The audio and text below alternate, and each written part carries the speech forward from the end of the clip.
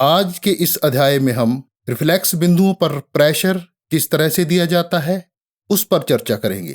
Reflex points पर pressure देने का ढंग 4 तरह से होता है। 4 तरीकों से, 4 विधियों से रिफ्लेक्स बिंदुओं पर प्रेशर पॉइंट्स पर प्रेशर अप्लाई किया जाता है। क्लॉकवाइज, एंटी क्लॉकवाइज, डिगिंग व थंब वाक प्रेशर।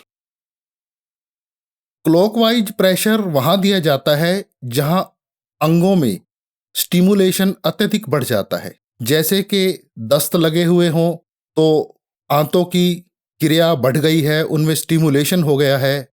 उस स्टिमुलेशन को सेडेशन करने के लिए, शांत करने के लिए क्लॉकवाइज प्रेशर का अप्लाई किया जाता है। इसी तरह से यदि पेशाब बार बार आ रहा है तो ब्लाडर को क्लॉकवाइज प्रेशर के द्वारा सेडेट किया जाता है। हृदय की गति बढ़ी हुई है तो क्लॉकवाइज प्रेशर का उपयोग किया जाता है। इस तरह से अंगों में बढ़ी हुई क्रियाओं को शांत करने के लिए क्लॉकवाइज प्रेशर का प्रयोग किया जाता है। दूसरा है anti clockwise. Anti clockwise pressure का उपयोग वहां किया जाता है जहां अंग निष्क्रिय हो गए हों, वह शिथिल हो गए हों, वह अपना कार्य भली भांति ना कर पा रहे हों, तो एंटी क्लॉकवाइज प्रेशर का उपयोग किया जाता है। जैसे कब्ज हो गई हो, हृदय की धड़कन कम हो गई हो, बीपी लो हो गया हो, ऐसी स्थिति में एंटी क्लॉकवाइज प्रेशर देकर उन अंगों को स्टिमुलेट किया जाता है, उन अंगों की क्रिया को बढ़ाया जाता है। इस प्रकार से तीसरा है डिगिंग प्रेशर, यानी कि डिगिंग प्रेशर में हमें यह जानने की कतई आवश्यकता नहीं है अंग अपना काम अधिक कर रहे हैं या कम कर रहे हैं। बस डिगिंग यानी कि खोदते हुए, एक जगह पर बेधते हुए से सुस्टेन अवस्था में प्रेशर दिया जाता है। तो चौथा है थंब वाक प्रेशर। थंब वाक प्रेशर जैसे बड़े रिफ्लेक्स पॉइंट्स हैं, जैसे लार्ज इंटेस्टाइन, स्मॉल इंटेस्टाइन या स्पाइन के पॉइंट, जो लंबे लंबे और बड़े बड़े पॉइंट्स होते हैं, उनको कवर करने के लिए, जल्दी उन पर क्रिया निपटाने के लिए थंब वाक प्रेशर का उपयोग किया जाता है। यदि दर्शकों को समझ आ रहा है तो ठीक है, मैं एंटी क्लॉकवाइज, क्लॉकवाइज और थंब वाक प्रेशर में दर्शकों को उलझाना नहीं चाहता हूं। ज्यादातर रिफ्लेक्सोलॉजिस्ट सिर्फ डिगिंग टेक्निक का उपयोग करते हैं और मैं खुद भी डिगिंग यानी कि बिना यह जाने अंग ज्यादा काम कर रहे हैं, कम कर रहे हैं, डिगिंग टेक्निक का उपयोग करता हूं, यानी कि सुस्टेन अवस्था में प्रेशर देता हूं। तो अब इस मुद्दे पर आते हैं कि प्रेशर कितना दिया जाए, कैसे दिया जाए, कितने समय तक दिया जाए और क्यों दिया जाए, किन अंगों पर प्रेशर दिया जाए, किन रिफ्लेक्स पॉइंट्स पर प्रेशर दिया जाए। तो सबसे पहले प्रेशर कितना दिया जाए। प्रेशर सिर्फ इतना दिया जाए जितना रोगी सहन कर सके। इतनी जोर से भी प्रेशर मत दें कि रोगी चीखने चिल्लाने लगे, और इतना कम प्रेशर भी ना दें कि रोगी को पता ही ना चले। बस उसके चेहरे के हाव भाव देखते रहें कि उसे पता चलना चाहिए। जिन पॉइंट्स में ऊर्जा का अवरोध होता है वे पॉइंट दबाने से दर्द करते हैं। सामान्य जो रिफ्लेक्स पॉइंट होते हैं उनकी बजाय उन प्रतिबिंब केंद्रों में दर्द होता है, वे एरियाज पेनफुल होते हैं जिन शरीर अंगों में प्राण ऊर्जा का, बायोफोर्स का अवरोध हुआ रहता है। तो उन अंगों के रिफ्लेक्स पॉइंट्स को दबाते हुए उनमें दर्द होता है, तो इतनी जोर से दबाएं कि रोगी को थोड़ा पता चले, वह थोड़ा शीतकार तो करे लेकिन ज्यादा भी परेशान ना हो। तो प्रेशर कितना देना चाहिए। प्रेशर इतना ही देना चाहिए जितना रोगी को सहन हो जाए। तो एक बिंदु पर, एक रिफ्लेक्स पॉइंट्स पर कितने समय तक प्रेशर दें। अब यह तो बिंदु के आकार पर निर्भर करता है, रिफ्लेक्स पॉइंट्स के आकार पर निर्भर करता है।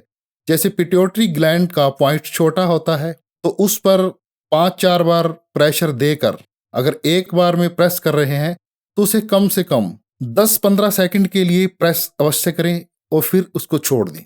इसी तरह से 15 सेकंड का एक प्रेशर बनाएं और 4-5 बार प्रत्येक बिंदु पर प्रेशर दें।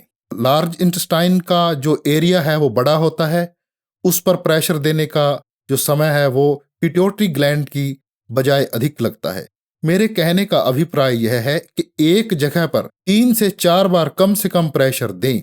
अगर लार्ज इंटेस्टाइन पर आप 8 बिंदु बना लेते हैं तो प्रत्येक बिंदु पर 3-3-4-4 बार 15 सेकंड के लिए प्रेशर दें।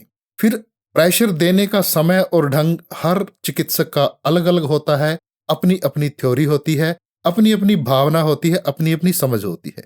तो आप भी अगर कुछ समय तक रिफ्लेक्सोलॉजी के साथ खेलेंगे, सीखेंगे, तो एक अपना ही प्रकार निर्धारित कर लेंगे, जिससे आपको पता चल जाएगा कि इतने समय तक इतना प्रेशर देने से रोगी आराम महसूस करता है, तो इतना ही काफी है। अब जानते हैं कि एक सेशन में एक रोग के उपचार में कितना समय लगता है।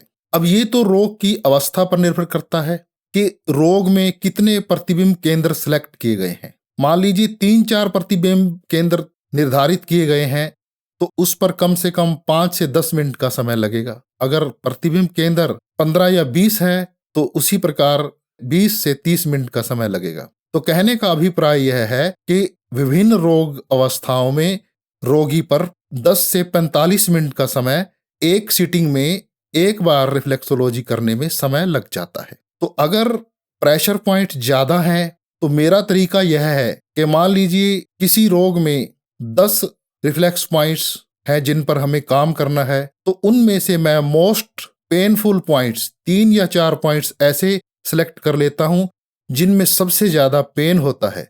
तो इस तरह से मेरा समय भी बच जाता है और रोगी को भी व्यर्थ के पॉइंट में अपना समय नष्ट नहीं करना पड़ता। रिफ्लेक्सोलॉजी करते समय रोगी को बड़े ही आरामदायक अवस्था में बिठा लें, उसे कोई चुभन ना हो रही हो, वह अव्यवस्थित ना हो, तंग ना हो रहा हो। रोगी से कहें कि वह अपने शरीर को ढीला छोड़ दे, अपने दिमाग को रिलैक्स कर ले। और यदि आप अपने खुद का रिफ्लेक्सोलॉजी ट्रीटमेंट कर रहे हैं, तो अपने घुटने पर पैर रखें, पैर को मोड़कर उस पर क्रिया शुरू कर दें।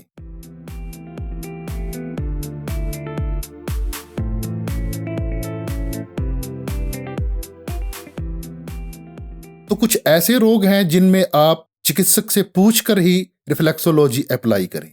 जैसे गर्भावस्था, हड्डी टूट गई है, उस पर रिफ्लेक्सोलॉजी ना करें। छूत के रोग। अब गंभीर रोगों में संबंधित चिकित्सक से सलाह लेकर, मशवरा लेकर ही रिफ्लेक्सोलॉजी का प्रारंभ करें। मुझे लगता है आपको इस अध्याय में जो मैंने जानकारी दी वह समझ आ गई होगी। तो धन्यवाद।